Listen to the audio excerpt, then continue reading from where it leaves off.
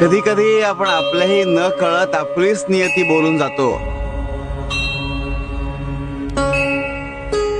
आणि वास्तू तथास्तु म्हणत नेमका तोच क्षण पकडते.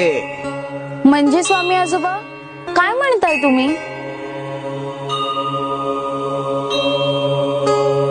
काय शिकलात या ओल्या पापडांकडून?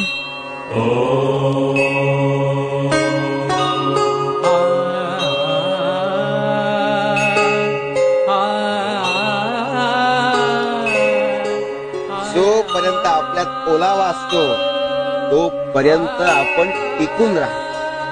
पण ज्या क्षणी तुमच्यातला ओलावा संपला आणि ताठरपणा आला तुमचे तुकडे पडायला सुरुवात होते. म्हणून तुमच्यातल्या भावना तुमच्यातला ओलेपणा हा कायम असू द्या. हाय कळतंय का काही?